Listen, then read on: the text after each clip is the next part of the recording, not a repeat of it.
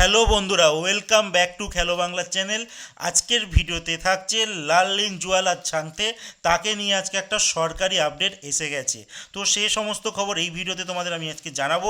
তার আগে প্রতিদিনের মতো বলবো, খেলার আপডেট ভিডিও পাওয়ার জন্য আমাদের চ্যানেলটিকে সাবস্ক্রাইব করতে একদম ভুলো না। তো চলো শুরু করছি আজকের প্রথম খবরটি বলবো মোহনবাগান সুপার জায়েন্টকে নিয়ে। মোহনবাগান সুপার জায়েন্ট তারা ড্যানি বাদকে সই করাতে প্রবলভাবে ইচ্ছুক। তো বলে রাখি, এই ড্যানি বাদকে তোমরা হয়তো কিছুদিন আগে একটা আপডেট শুনছিলে যে ভারতীয় জাতীয় দলে কিছু ভারতীয় বংশোদ্ভূত খেলোয়াড় যারা বিদেশে খেলছে বটে, বাট তারা কিন্তু ভারতে থাকে না, সেই সমস্ত খেলোয়াড়দের একটা লিস্ট তৈরি করা হয়েছিল।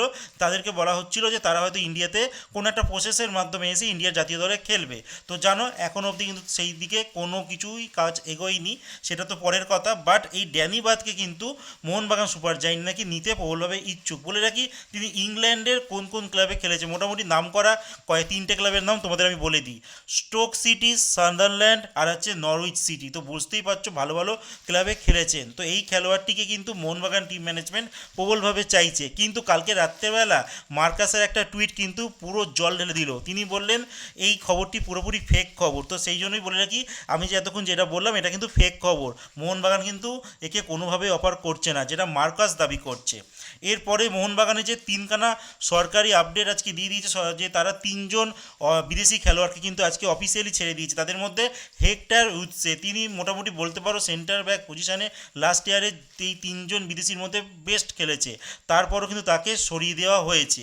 এরপর দ্বিতীয় যে বিদেশির নাম বলবো, তিনি হচ্ছে ব্র্যান্ডন হ্যামিল, যিনি লাস্ট মরশুমে মোটামুটি পারফরমেন্স করেছে, তারপর চোট সমস্যা কিন্তু তাকে ভুগিয়েছে। আর এই মুহূর্তে কিন্তু যা আপডেট আসছে, তার মুম্বাইতে যাওয়ার সম্ভাবনা প্রবল।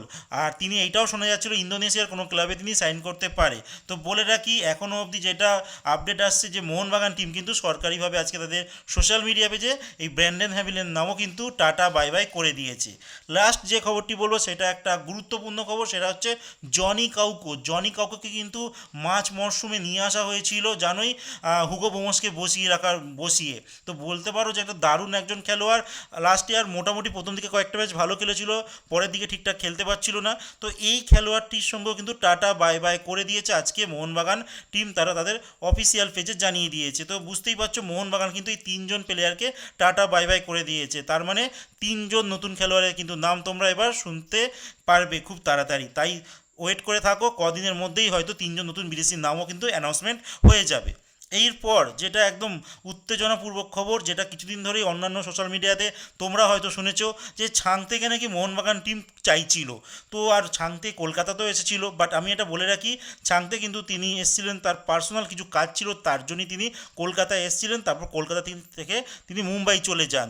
তো এই মুহূর্তে মুম্বাই সিটি এফসি তাদের সোশ্যাল মিডিয়া পেজে দাবি করা হচ্ছে, তারা সরকারিভাবে মানে জানিয়ে দিয়েছে 2027 সাল অবধি কিন্তু কন্ট্রাক্ট এক্সটেন্ড করে নিয়েছে, মানে নতুন ডিল কমপ্লিট করে ফেলেছে মুম্বাইয়ের সঙ্গে এই ছাংতে। তো বুঝতেই পারছো, ছাংতে আর কলকাতার মোহনবাগান সুপার জায়েন্টে কিন্তু আসছে না।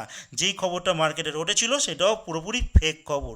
তার মানে ছাংতে এখন বর্তমানে এই বছর মানে 2027 অবধি কিন্তু মুম্বাই সিটি এফসির হয়ে তিনি খেলবেন।